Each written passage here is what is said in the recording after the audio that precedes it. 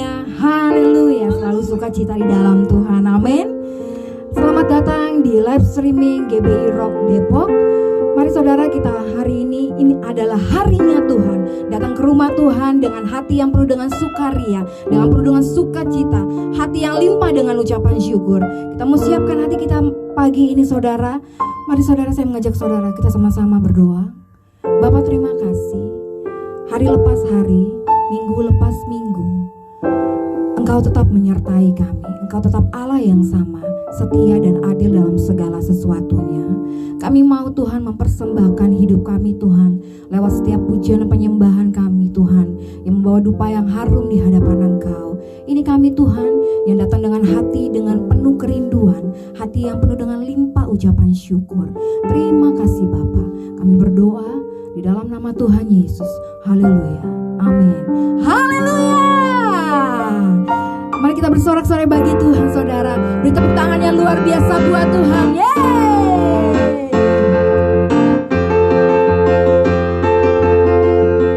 Sebab Dialah Tuhan yang menjadi kekuatan dan kota perlindungan bagi setiap umatnya.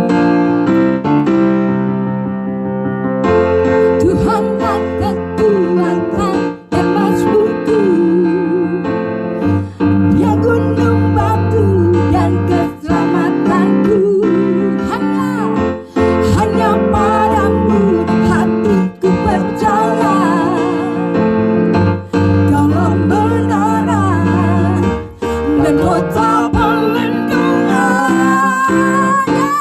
Semuanya, ku mau selalu bersyukur, sebab cintamu padaku takkan pernah berubah.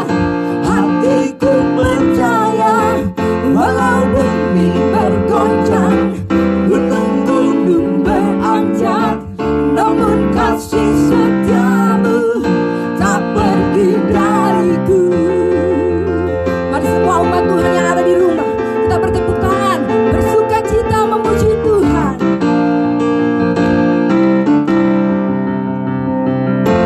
Tuhanlah kekuatan dan mazmurku. Amin. Dia gunung batu dan keselamatanku. Hanya padamu Tuhan, hanya padamu hatiku percaya.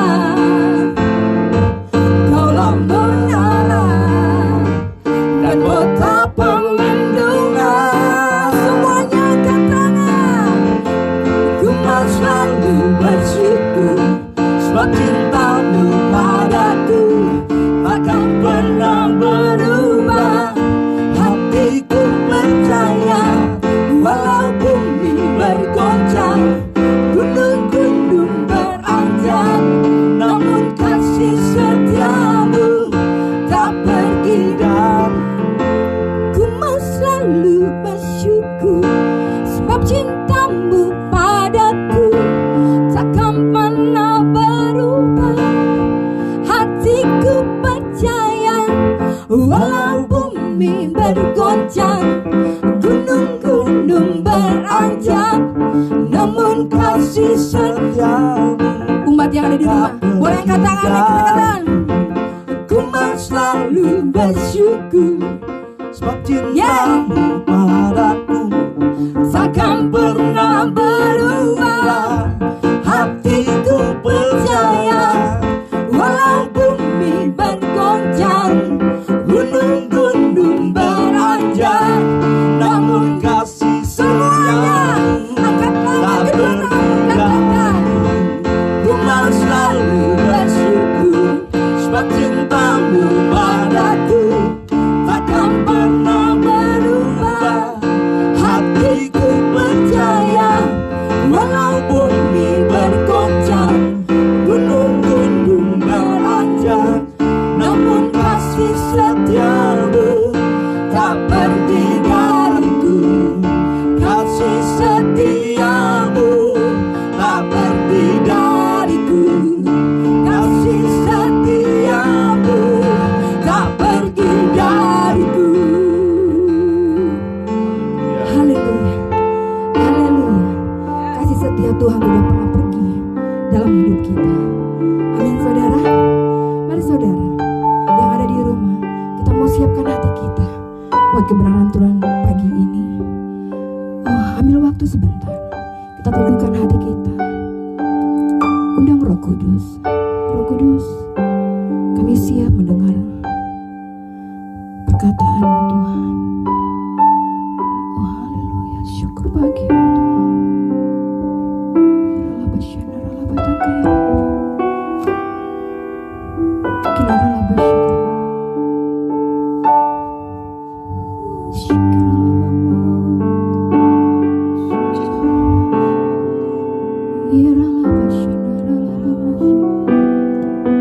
Mari sembah Dia.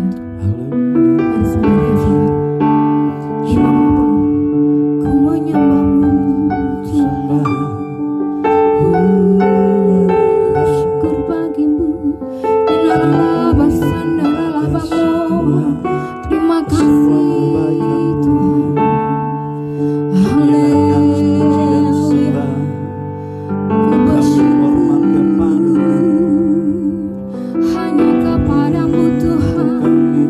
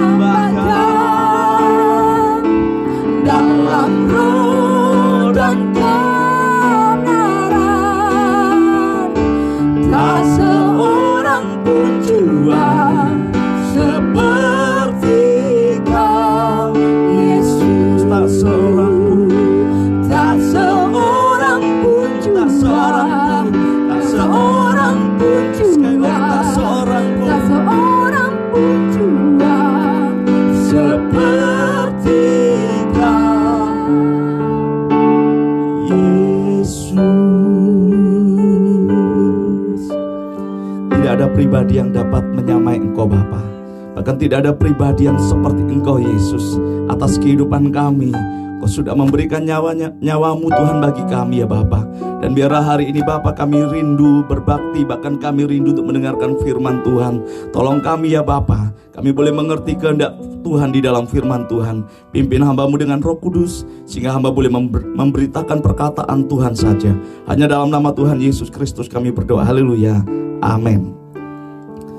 Shalom Bapak Ibu yang dikasihi Tuhan. Saya percaya kita semua hari ini berada dalam keadaan baik-baik saja. Tidak terasa kita sudah berjalan 4 bulan masa pandemik ini, dan sekarang kita sedang menginjak pada satu era di mana dikatakan era new normal. Tetapi kita tetap mematuhi atau mengenakan standar protokol kesehatan. Bapak Ibu, ketika saya mengikuti berita-berita tentang pandemik, tentang corona, saya menemukan sesuatu yang lucu. Saya berpikir ini tidak berkaitan, tetapi ini adalah sebuah fakta yang terjadi yang mungkin Bapak Ibu bisa melihat. Bapak Ibu, semenjak pandemi corona ini, tentunya Bapak Ibu pernah mendengar, bahkan dikatakan di Cina angka perceraian cukup naik tinggi karena adanya virus corona, sehingga banyak orang bekerja dari rumah. Dan ketika saya mengikuti fenomena atau gejala ini, kemudian ada beberapa pakar psikolog yang menyampaikan ternyata hal-hal yang dulunya tidak pernah terlihat di dalam kehidupan rumah tangga, ketika pasangan suami atau istri berada di luar bekerja, kemudian mereka harus bekerja, berada di dalam rumah, dan mereka harus bersama, berinteraksi bersama. Pada saat itulah hal-hal yang tidak terlihat mulai menjadi nampak, dan itu menjadi sesuatu yang mengoyak kesatuan kehidupan rumah tangga. Saya percaya ketika saya sharing dengan beberapa jemaat dan juga rekan hamba Tuhan, saya katakan sayang sekali kalau kita di dalam menjalani masa pandemik ini tidak ada sesuatu yang dapat kita pelajari, tidak ada sesuatu yang meningkat dalam hidup kita. Saya katakan kepada beberapa orang, saya secara pribadi saya memberikan penghargaan, bahkan memberikan sesuatu apresiasi yang cukup tinggi kepada istri ketika kita melihat dengan mata kepala kita sendiri hari-hari bahwa apa yang dikerjakan istri kita sangat luar biasa. Mungkin kita katakan gak sebanding dengan apa yang bisa kita kerjakan di luar rumah, tapi saya bisa lihat bahwa sangat luar biasa sekali bahwa era pandemik ini membuat saya belajar. Jadi pertanyaan di tengah-tengah hal-hal yang tidak terlihat kemudian nampak jelas dalam kehidupan rumah tangga, menjadi pertanyaan, apakah kesatuan kehidupan rumah tangga kita terkoyak akan hal itu? Apakah kita mulai membicarakan banyak perbedaan dan tidak berfokus kepada kesatuan? Dan hari ini Bapak Ibu, saya percaya firman Tuhan hari ini, saya percaya nanti akan membawa kita pada perubahan yang besar, bahwa ada banyak hal yang Tuhan janjikan dalam hidup kita. Ada janji-janji, ada berkat yang luar biasa yang Tuhan sudah sediakan dalam hidup kita. Tetapi kadang-kadang batal, kadang-kadang tertunda, kadang-kadang tidak terjadi, bahkan tidak tergenapi dalam hidup kita. Bukan karena kita tidak bisa berdoa, bukan karena kita tidak bisa mengimani. Saya percaya kita semua yang ada di tempat ini percaya kepada Kristus Yesus yang adalah Tuhan yang mampu melakukan semuanya. Tapi hari ini kita akan belajar, tidak ada yang sulit, tidak ada yang sukar, tidak ada yang terlalu besar, bermasalah, atau segala sesuatu yang saat ini menindih kehidupan kita. Apapun keadaan kita, kalau kita jalani semuanya dengan sehati dan sejiwa dengan orang-orang yang ada di sekeliling kita. Dan hari ini tema firman Tuhan, Kemarin saya sudah bagikan di dalam kelompok doa di gereja kita di Kodam. Tapi saya rindu kita akan membahas lebih lanjut tentang firman Tuhan ini, the power of one heart. Bagaimana kita akan mengalami kuasa ketika kita bersatu. Kita akan mengalami kuasa kalau kita sehati. Kita akan mengalami kuasa kalau kita sejiwa dengan orang lain. Saya percaya Tuhan bekerja dalam kehidupan kita, tetapi ada hal-hal di mana Tuhan sangat senang dan sangat menyukai kesatuan, sehingga Tuhan melakukan segala sesuatu yang kita inginkan ketika kita sepakat. Mari kita akan baca firman Tuhan Bapak Ibu untuk melandasi perbincangan firman Tuhan hari ini di dalam Kisah Para Rasul pasal yang ke-5 ayat 32 sampai dengan 37. Saya akan bacakan ayat 32 sampai 33 saja, nanti kita lanjutkan kembali. Kisah Para Rasul pasal yang keempat, pasal yang keempat ayat 32 sampai 37. Saya akan bacakan 32 sampai 33 terlebih dahulu. Adapun kumpulan orang yang telah percaya itu, mereka sehati sejiwa, dan tidak seorang pun yang berkata bahwa sesuatu dari kepunyaannya adalah miliknya sendiri, tetapi segala sesuatu adalah kepunyaan mereka bersama. Dan dengan kuasa yang besar, rasul-rasul memberi kesaksian tentang kebangkitan Tuhan Yesus, dan mereka semua hidup dalam kasih karunia yang melimpah-limpah. Bapak Ibu, kalau Bapak Ibu melihat, dikatakan bahwa tetapi segala sesuatu adalah kepunyaan mereka sendiri, mereka bersama. Sebelumnya kepunyaan adalah kepunyaan mereka masing-masing. Dikatakan dalam firman Tuhan, tidak seorang pun yang berkata bahwa sesuatu dari kepunyaan adalah miliknya sendiri. Kita dapat melihat ada suatu perubahan dalam kehidupan jemaat mula-mula, yang semula kepunyaannya adalah kepunyaannya sendiri. Tetapi ketika mereka mengalami kuasa Roh Kudus, ketika mereka mendengar firman Tuhan, ketika mereka percaya kepada Kristus yang membangkitkan, mereka mengatakan bahwa kepunyaan mereka adalah kepunyaan bersama. Bapak Ibu tidak bisa mengalami kesatuan. Bapak Ibu tidak bisa pura-pura bersatu dengan orang lain. Tidak bisa pura-pura bersatu di dalam komunitas kalau Bapak Ibu tidak mengalami perubahan pola pikir. Semula jemaat mengatakan miliknya adalah miliknya.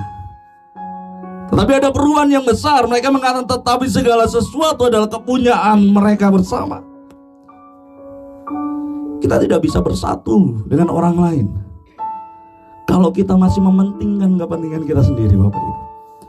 Kalau semuanya berpikir bahwa itu untuk aku, untuk aku, untuk aku. Perhatikan Bapak Ibu, ada pola yang dapat Bapak Ibu pelajari. Dikatakan adapun kumpulan orang telah percaya itu, mereka sehati sejiwa. Tentu Bapak Ibu tahu bahwa sehati sejiwa, hati dan jiwa adalah pusat kehidupan manusia.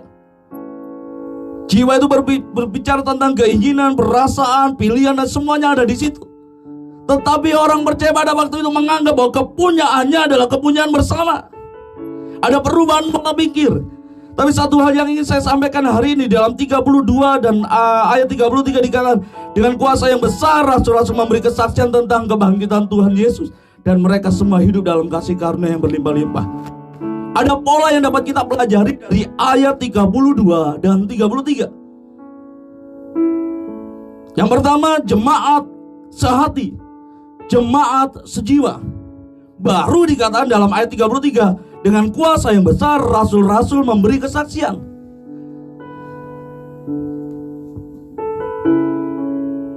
Bapak Ibu, kita dapat menemukan pola kesatuan tubuh Kristus mendahului pekabaran Injil.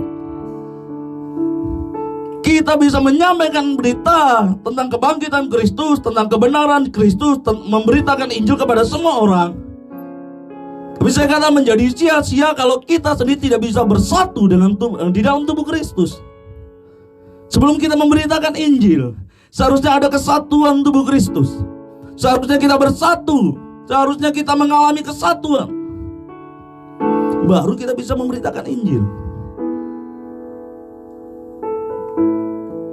Memang bersatu itu tidak mudah. Kita berbeda satu dengan yang lain. Beda budaya, beda bahasa, beda latar belakang. Ada orang mengatakan, saya dididik orang tua saya dengan cukup keras. Ada orang mengatakan saya dididik oleh orang tua saya dengan kelemah lembutan dan sebagainya. Ketika itu bertemu di dalam satu komunitas, di dalam satu gereja, itu bisa menjadi masalah. Tapi hari ini mari kita belajar. Kesatuan itu akan terwujud ketika kita mengalami perubahan pola pikir. Ya semula aku, kita berkata kepada orang lain, ayo kita bisa. Semuanya tertuju kepada kita. Kita katakan, ayo kita bisa. Semula kita katakan semuanya harus tertuju kepada aku. Kita katakan bersama-sama kita bisa. Sama seperti jemaat mula-mula yang semula mengatakan miliknya adalah miliknya. Tetapi ketika mereka menjadi percaya bahwa kepunyaan mereka adalah milik bersama. Bahkan dikatakan dalam firman Tuhan, semua dikatakan, dan dengan kuasa yang besar rasul-rasul memberi kesaksian tentang kebangkitan Tuhan Yesus, dan mereka semua hidup dalam kasih karunia yang melimpah-limpah. Perhatikan Bapak Ibu, ketika mereka hidup di dalam kesehatian, mereka sehati sejiwa. Dikatakan dalam firman Tuhan, jemaat mula-mula hidup di dalam kasih karunia yang melimpah-limpah. Memang Tuhan kadang-kadang memberkati kita secara personal, pribadi lepas pribadi diberkati. Tapi kadang-kadang Tuhan juga memberkati, melakukan hal yang besar, menyatakan kasih karunia-Nya yang berlimpah, oleh karena adanya kesatuan hati dan kesatuan jiwa. Tadi di pendahuluan tadi saya katakan ada banyak janji-janji Tuhan yang besar. Ada hal-hal yang besar yang Tuhan ingin kerjakan dalam hidup kita. Terkadang tidak bisa Tuhan kerjakan, terkadang tidak Tuhan batalkan, kadang-kadang jauh dari penggenapan. Kenapa? Karena hidup kita belum sehati, belum sejiwa dengan orang lain. Saya percaya kita semua percaya kepada Kristus. Saya percaya kita semua percaya kepada janji-janji firman Tuhan. Pertanyaan, apakah engkau sudah sehati dan sejiwa dengan orang lain? Apakah engkau sehati dan sejiwa dengan istri, anak, atau suamimu? Banyak berkat tertunda bukan karena engkau tidak bisa berdoa, karena engkau tidak bisa bersatu dengan orang lain. Engkau tidak bisa sehati dan sejiwa dengan orang lain. Ada banyak doa-doa yang tertunda, bahkan batal di hadapan Tuhan untuk penggenapannya. Kenapa? Kita tidak bisa sehati, tidak bisa sejiwa. Mungkin dengan suami kita, mungkin dengan istri kita, mungkin dengan rekan pelayanan kita, mungkin dengan orang-orang yang ada di sekeliling kita. Bukan karena Tuhan tidak berkuasa. Saya juga percaya Tuhan juga bisa lakukan segala hal tanpa harus melihat kesehatan. Tapi Tuhan sangat-sangat mau adanya sebuah kesehatian untuk Tuhan melakukan sesuatu yang besar. Dikatakan dalam firman Tuhan, semua hidup dalam kasih karunia yang melimpah-limpah. Kasih karunia yang melimpah, terjemahnya yang asli megaskaris. Artinya kasih karunia yang besar, kasih karunia yang kuat. Megas berarti dahsyat, megas berarti hebat. Kita tidak bisa mengalami sesuatu yang besar, tidak bisa mengalami sesuatu yang hebat yang Tuhan bisa kerjakan. Kenapa? Karena kita tidak sehati dengan orang-orang yang Tuhan tempatkan menjadi kawan sekerja kita, bahkan orang-orang yang mungkin Tuhan tempatkan yang ada di sekeliling kita.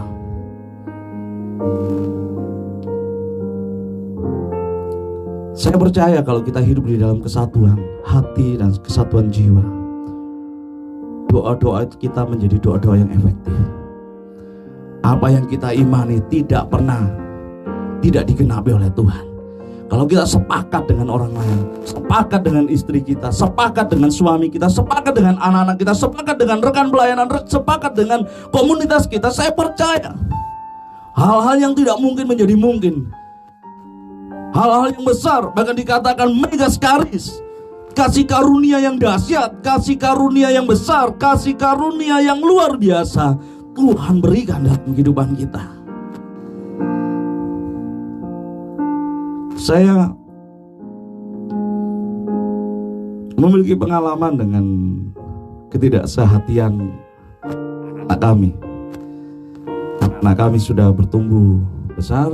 Mereka sudah memiliki keinginan dulu, mungkin waktu kecil bisa bermain bersama, Mungkin umur 5 tahun, umur 3 tahun gampang untuk bermain bersama, mobil-mobilan dan sebagainya. Sekarang sudah menginjak usia 9 dan 8 tahun. Mereka memiliki keinginan yang berbeda-beda. Satu kali kami memiliki berkat, saya ajak, kamu pengen makan apa? Yang satu bilang ayam goreng, yang satu bilang bakso. Kemudian di tengah perjalanan mereka tetap berdebat, aku gak mau makan bakso. Yang satu juga, aku gak mau makan ayam goreng.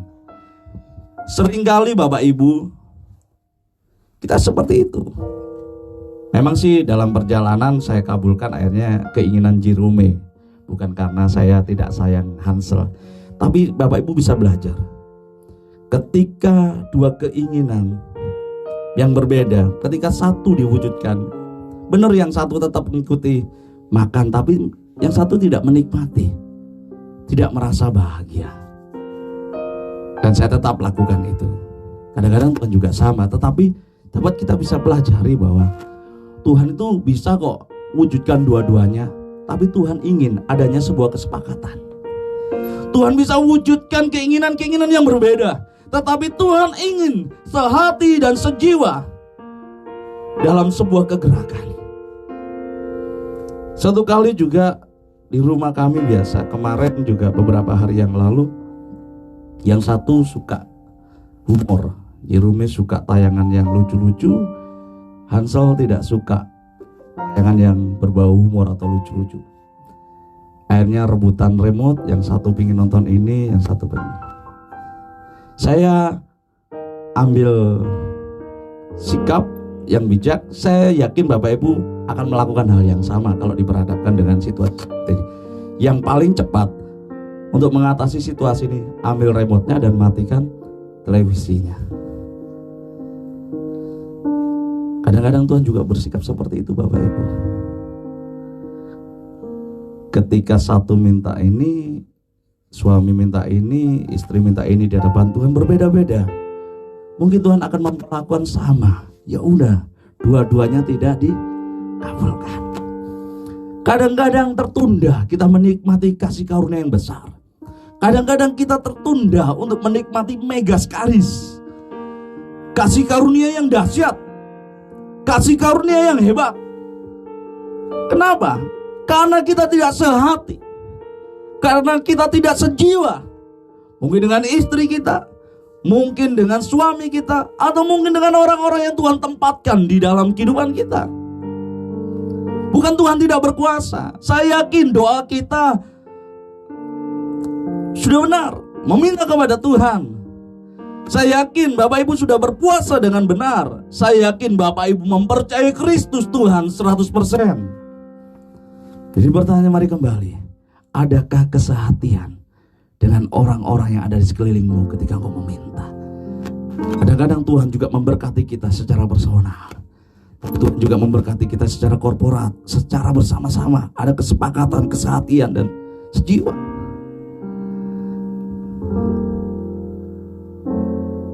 Mari kita akan lihat Bapak Ibu di dalam Mazmur 133 ayat yang pertama.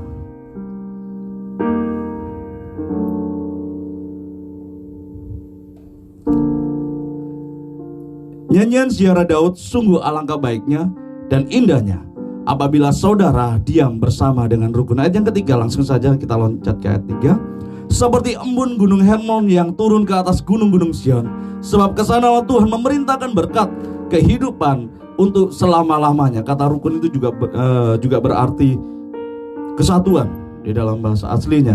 Bapak Ibu bisa lihat ada perintah untuk Tuhan memberkati kesatuan. Saya mau sampaikan, ketika kau sehati, jiwa, dan istri, suami, anak-anakmu, rekan pelayanan, atau orang-orang yang Tuhan sudah tempatkan di sekeliling kehidupanmu, dan kau sehati sepakat untuk meminta sesuatu kepada Tuhan, saya percaya ada satu kepastian berkat. Pasti Tuhan memberkati. Tidak ada berkat yang terlalu jauh untuk sebuah penggenapan kalau engkau sehati dan sejiwa dengan orang-orang yang ada di sekelilingmu. Seperti dikatakan gunung Hermon mengalir ke bukit Sion, tempat yang cukup jauh, tetapi pasti datang ke Yerusalem. Berkat tidak akan pernah terhambat ketika engkau sehati dan sejiwa. Berkat tidak akan terlalu jauh mencapai penggenapannya ketika engkau sehati dan sejiwa dengan orang lain. Bahkan mengalami kekuatan kuasa dari kesehatian. Itu yang pertama, kesehatian mendatangkan kasih karunia yang berlimpah-limpah. Yang kedua, Bapak Ibu, kita akan lihat ayat yang ke-34, saya akan bacakan. Sebab tidak ada seorang pun yang berkekurangan di antara mereka, karena semua orang yang mempunyai tanah atau rumah menjual kepunyaannya itu, dan hasil penjualan itu mereka bawa. Perhatikan Bapak Ibu, membuka pintu masuk kerajaan Allah melalui gereja, artinya Bapak Ibu membuka pintu bagi semua kemajemukan yang ada. Bapak Ibu harus mengizinkan semua orang tanpa mempercakapkan imannya, tanpa mempercakapkan segala sesuatu yang ada padanya. Bapak Ibu harus membuka pintu kerajaan Allah. Artinya apa? Perbedaan-perbedaan yang ada ya harus kita terima di dalam sebuah gereja. Mungkin ada yang berpendidikan tinggi, ada yang berpendidikan rendah, ada berpenghasilan tinggi, ada yang berpenghasilan mungkin tidak terlalu tinggi. Ada yang mungkin cerdas, ada yang mungkin agak sedikit sulit untuk memahami sesuatu. Bapak Ibu harus terima semuanya. Tapi dikatakan dalam firman Tuhan, sebab tidak ada seorang pun yang berkekurangan di antara mereka. Artinya apa? Semua, baik itu kaya, baik itu miskin, semuanya menikmati kasih karunia yang berlimpah. Ada sebuah keseimbangan di dalam kehidupan jemaat mula-mula. Perhatikan Bapak Ibu, berkekurangan itu tidak identik dengan materi. Bisa saja yang masuk ke gereja kita adalah orang-orang yang baru pertama mengenal Kristus, dan mungkin agak sulit untuk beradaptasi untuk hidup baru, dan kita harus terima itu. Kita arahkan dia pelan-pelan supaya dia seimbang dengan kita, supaya dia tidak kekurangan sesuatu yang baik ketika mereka menjadi orang yang percaya kepada Kristus.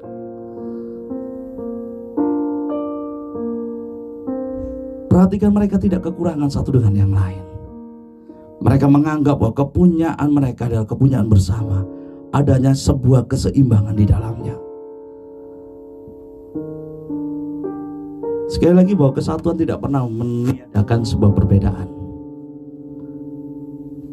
Pikirannya sama semua, tidak. Tapi kesatuan itu hidup bersama dengan sebuah perbedaan-perbedaan yang ada.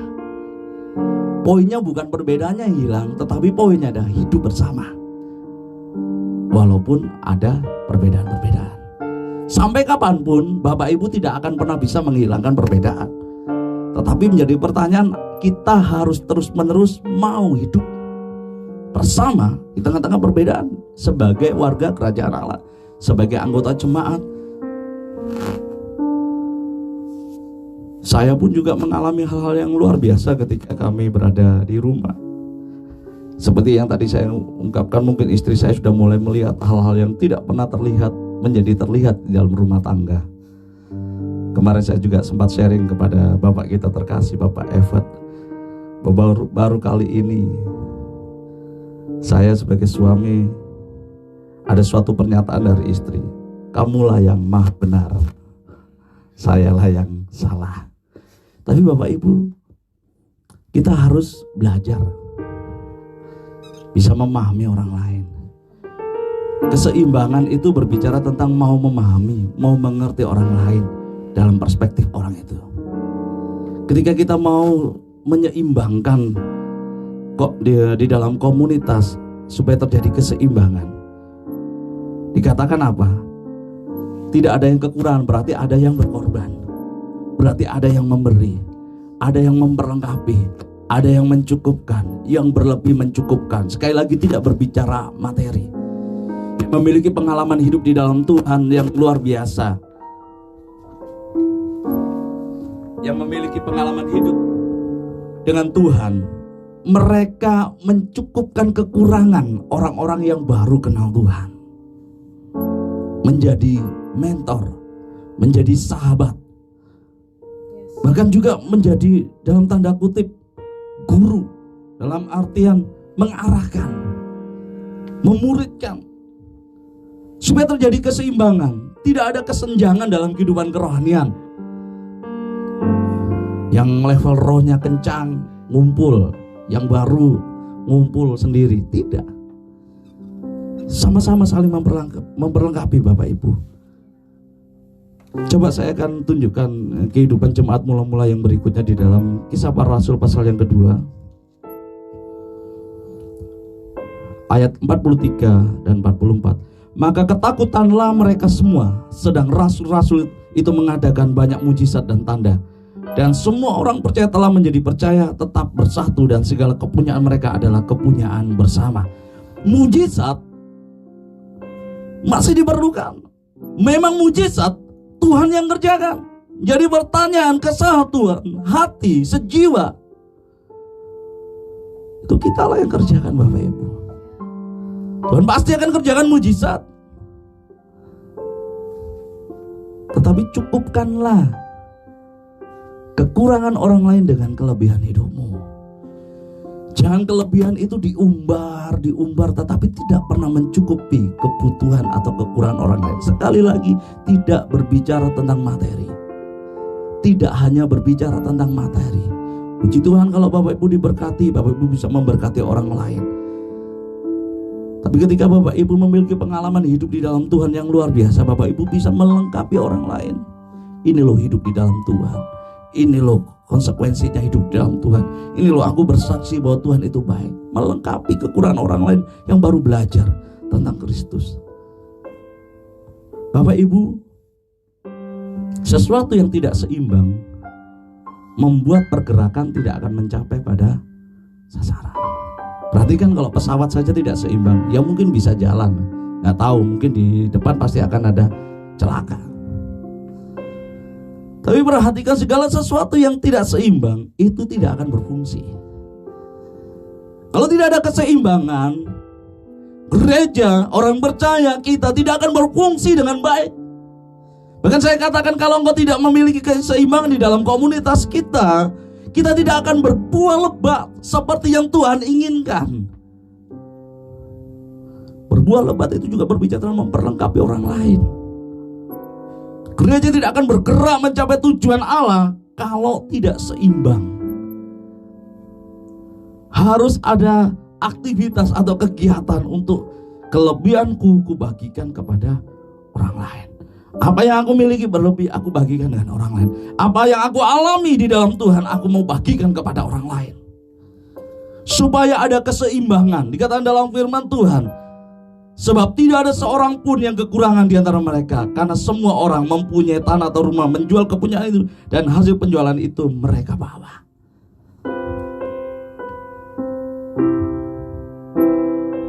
Berkomunitas seharusnya ada sebuah keseimbangan di dalamnya. Ada stabilitas, harmonis satu dengan yang lain, memperlengkapi kekurangan satu dengan yang lain. Keseimbangan di dalam komunitas, keseimbangan di dalam gereja antar jemaat sebenarnya memberikan suatu keyakinan kepada orang lain bahwa mereka tidak pernah hidup sendirian. Ketika kita berusaha dengan kasih karunia Tuhan, dengan pertolongan Tuhan, kita mau ciptakan gereja sama seperti gereja di dalam Kisah Para Rasul. Saya percaya tidak ada jemaat yang bergumul sendirian. Tidak ada jemaat yang merasa tidak dipedulikan. Tidak ada jemaat yang merasa mungkin aku kok sendirian jalani hidup. Tapi ketika kita berusaha membuat komunitas kita seimbang, kita berikan keyakinan, kamu tidak pernah sendirian jalan hidup. Kamu tidak pernah sendirian di dalam iman. Kamu tidak pernah sendirian dalam bergumul. Mulai pakai tanganmu untuk menepuk pundak orang lain dengan mengatakan, kamu tidak sendirian. Kamu tidak berjalan sendiri. Berikan keyakinan bahwa mereka tidak berjalan sendiri. Bapak Ibu, Saya ingatkan kesatuan tanpa berpikir untuk saling memperlengkapi kekurangan di dalam sebuah kemajemukan. Saya mungkin akan simpulkan ya, cuma hanya sekedar asal ngumpul. Tapi ketika engkau berkomunitas, ketika engkau berinteraksi dengan orang lain di dalam satu komunitas, dalam gereja, di dalam satu tim pelayanan, kalau engkau tidak memperlengkapi kekurangan orang lain, ya hanya sekedar asal ngumpul. Kalau namanya asal ngumpul, pasti suatu saat pasti akan ada masalah. Tapi ketika engkau bertujuan untuk memperlengkapi kekurangan orang lain, engkau memiliki tujuan yang jelas, engkau mengarahkan orang kepada kehidupan yang jauh lebih baik, engkau mengarahkan seseorang pada kehidupan yang berbuah bagi kerajaan Allah. Poin yang kedua saya ingin sampaikan, kekuatan di dalam kesehatian itu menciptakan keseimbangan di dalam kemajemukan. Sekali lagi, kalau kita berkumpul, berfellowship, bersekutu dengan orang lain, kalau kita tidak memperlengkapi kekurangan orang lain, kalau tidak menambahkan kelebihan pada kekurangan orang lain, ya kita hanya sekedar asal ngumpul. Sekali lagi, yang biasanya asal ngumpul, biasanya selalu ada masalah. Yang terakhir kita akan belajar Bapak Ibu, ayat 35 sampai dengan 37. Dan mereka letakkan di depan kaki rasul-rasul, lalu dibagi-bagi kepada setiap orang sesuai dengan keperluannya. Demikian pula dengan Yusuf, yang oleh rasul-rasul disebut Barnabas, artinya anak penghiburan, seorang Lewi dari Siprus. Ia menjual ladang miliknya. Ia lalu membawa uangnya itu dan meletakkannya di depan kaki rasul-rasul. Perhatikan Bapak Ibu, apa yang Bapak Ibu pelajari dari 3 ayat ini?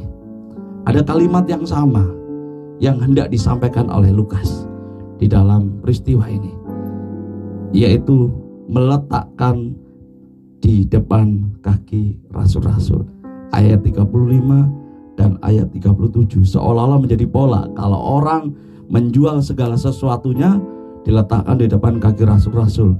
Semua orang yang menjual segala sesuatunya diletakkan di depan kaki rasul-rasul.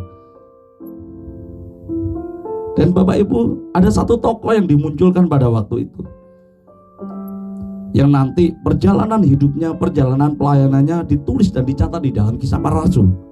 Dikatakan demikian pula dengan Yusuf, yang oleh rasul-rasul disebut Barnabas, artinya anak penghiburan, seorang Lewi dari Siprus. Tidak secara kebetulan, sebenarnya kalau Bapak Ibu mempelajari, ada sesuatu yang dimunculkan oleh penulis-penulis Alkitab. Seharusnya Bapak Ibu jeli dapat melihat dan dapat mempelajari bahwa ada tujuan yang hendak disampaikan. Bukan hanya menyampaikan identitas bahwa Yusuf yang dikenal sebagai Barnabas adalah orang Lewi dari Siprus, tidak. Tapi seharusnya Bapak Ibu berpikir, kenapa ini dimunculkan? Sebenarnya Lukas ingin menyampaikan bahwa Yusuf yang dikenal sebagai Barnabas itu orang Lewi. Orang Lewi itu identik dengan imam, hamba Tuhan. Secara garis keturunan dia adalah orang yang dihormati. Dalam status sosial dia orang yang dihormati oleh masyarakat Yahudi.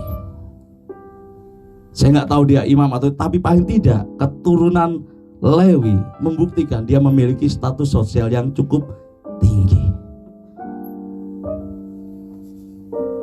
Bahkan dikatakan di dalam perumpamaan orang Samaria yang baik hati pun orang Lewi dimunculkan karena status sosialnya tinggi.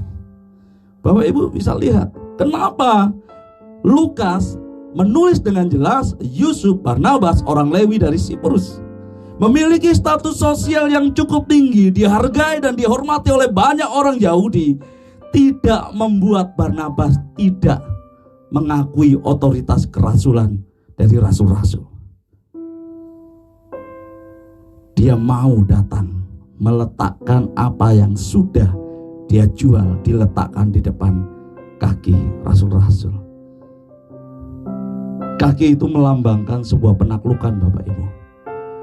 Kalau seseorang membungkukkan diri, kemudian dia berada di kaki seseorang, dia sedang mengatakan, aku tunduk kepadamu.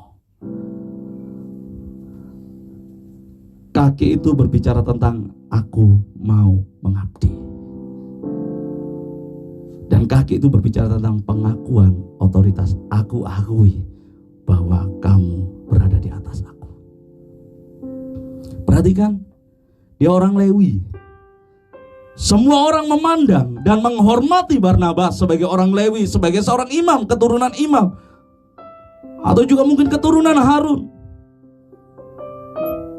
Tapi dia mau menundukkan diri di depan kaki Rasul dan meletakkan. Bapak Ibu, mungkin bisa saja Barnabas jual dan tidak perlu untuk diletakkan di kaki rasul-rasul. Dia bisa langsung saja bagi kepada, cari orang miskin, cari orang yang berkekurangan, kemudian dia bagi langsung. Bisa. Tapi tidak dilakukan oleh Barnabas, tidak dilakukan oleh Yusuf yang disebut Barnabas, tetapi dia meletakkan hasil penjualan ladangnya di depan kaki rasul. Bapak Ibu, seringkali kalau kita berbicara tentang gereja mula-mula, seringkali kita hanya berbicara tentang Roh Kudus, tentang mujizat, berbicara tentang ciri khas gereja mula-mula yang identik dengan kuasa Pentakosta. Kita selalu berbicara tentang kuasa, kita berbicara tentang hal yang dahsyat. Tapi seringkali kita lupa untuk berbicara tentang ketundukan kepada seorang pemimpin. Seorang Lewi, tapi mau menundukkan dirinya di bawah sebuah otoritas yang baru saja, saya katakan kerasulan mereka baru saja terbentuk. Karena kerasulan mereka ketika mereka kabur dari peristiwa penyaliban Yesus. Bisa saja Barnabas mengatakan, oh, orang pengecut, ngapain aku kabur, ngapain aku tunduk. Tapi dia mau menundukkan diri, Bapak Ibu. Apapun status sosial kita hari ini, mungkin kita memiliki bawahan yang cukup banyak, mungkin di luar gereja atau di luar sana kita dihormati dan dihargai. Bahkan setiap kali orang melihat kita, orang langsung hormat kita. Saya ingin katakan, apapun status sosial kita di mata orang lain, Anda harus tunduk kepada pemimpin. Anda harus tunduk kepada pemimpin rohani. Anda tidak dapat bergerak, bahkan saya katakan dalam kegerakan Allah yang besar, kalau tidak pernah tunduk kepada pemimpin seperti Barnabas. Bapak Ibu bisa lihat rekam jejak kehidupan Barnabas.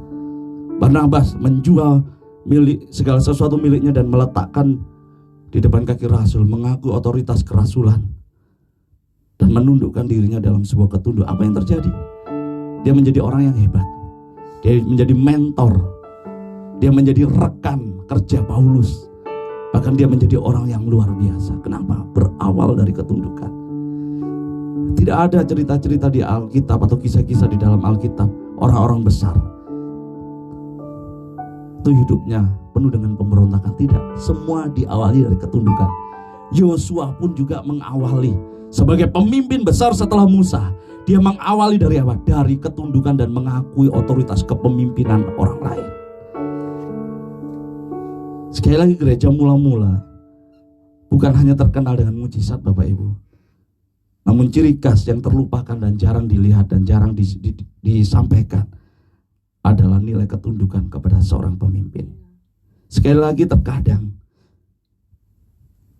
dengan sebuah situasi tertentu kita bisa melakukan segala sesuatu tanpa pemimpin. Saya percaya Bapak Ibu bisa melakukan sesuatu tanpa pemimpin. Tapi belajarlah seperti Barnabas. Belajarlah seperti Yusuf yang disebut Barnabas.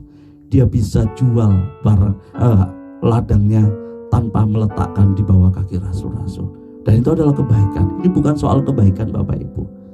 Segala sesuatu bisa engkau katakan baik, tapi mari belajar seperti Barnabas. Kebaikan tetap harus tunduk kepada otoritas pemimpin. Kalau Bapak Ibu melihat di dalam Kisah Para Rasul 2 ayat 46 dan 47, saya bacakan 47, sambil memuji Allah, dan mereka disukai semua orang, dan tiap-tiap hari Tuhan menambah-nambah mereka dengan orang yang diselamatkan. Bapak Ibu harus paham bahwa kesatuan itu menarik banyak orang. Kesatuan itu memiliki daya tarik. Saya yakin Bapak Ibu tidak usah susah-susah berbicara tentang kebenaran Kristus atau berapologetik dan sebagainya. Kalau orang lihat kita rukun, kalau orang Jawa bilang guyub, rukun, bersatu, orang itu senang. Kesatuan itu lebih menarik dibandingkan teori-teori tentang kebenaran. Hari ini Bapak Ibu bisa belajar tentang kuasa atau kekuatan dari kesehatian. Yang ketiga, ketundukan kepada otoritas. Bapak Ibu tidak akan bisa menjadi orang yang luar biasa, yang besar, tanpa sebuah ketundukan kepada pemimpin rohani. Saya percaya kita semua akan menikmati kasih karunia yang besar dan menikmati kuasa dari kesatuan hati, kesatuan jiwa dengan menerapkan nilai-nilai firman Tuhan. Mari kita akan akhiri renungan firman Tuhan kita hari ini. Mari kita akan berdoa. Haleluya Yesus. Terima kasih Tuhan. Terima kasih Yesus. Kami mengucapkan syukur kepada Engkau Bapa buat firman Tuhan yang sudah Engkau nyatakan bagi kami. Kami rindu Engkau memberkati kami ya Bapa. Kami percaya ada kekuatan, ada kuasa dari kesatuan hati kami Bapa. Kesatuan hati kami mendatangkan kasih karunia Tuhan yang berlimpah, kasih karunia yang dahsyat, kasih karunia yang luar biasa, kasih karunia yang besar. Dan kami percaya ketika kami sehati, maka ada keseimbangan di antara kami. Kami mencukupkan kekurangan orang lain dengan kelebihan kami ya Bapa. Dan biarlah Bapa, kami juga boleh belajar untuk tunduk kepada otoritas. Kau memberkati semua jemaat GBI Rock, bahkan seluruh umat Tuhan yang mendengarkan hari ini. Biarlah kuasa kasih karunia yang berlimpah boleh terjadi dalam kehidupan mereka. Terima kasih Tuhan, terima kasih. Kami akan akhiri dan biarlah Tuhan Kau memberkati kami semua. Saya rindu Bapak Ibu yang ada di rumah mengangkat tangan kita dan kita terima berkat daripada Tuhan. Para kekasih-kasih Tuhan pulang dan terimalah berkat damai sejahtera Tuhan. Biarlah damai sejahteranya boleh melimpah atasmu, kasih sukacita, bahkan pimpinan yang daripada Roh Kudus memperbaharui kehidupanmu terus menerus untuk engkau hidup di dalam Tuhan. Terpujilah nama Tuhan dan kami percaya pagi hari ini kami diberkati oleh Tuhan. Dalam nama Tuhan Yesus Kristus kami berdoa. Haleluya. Amin.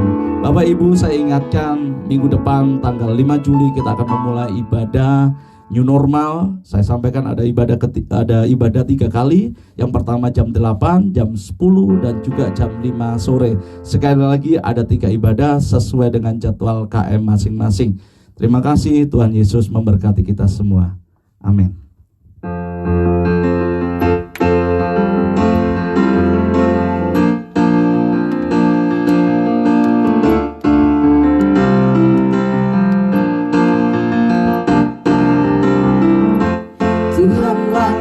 Kekuatan dan mazmurku, ya gunung batu dan keselamatanku. Hanya padamu hatiku percaya, Kaulah menara dan kota perlindungan. Ku mau selalu bersyukur sebab cintamu padaku takkan pernah berubah. Hatiku percaya walau bumi bergoncang, gunung-gunung beranjak, namun kasih setiamu tak pergi dariku.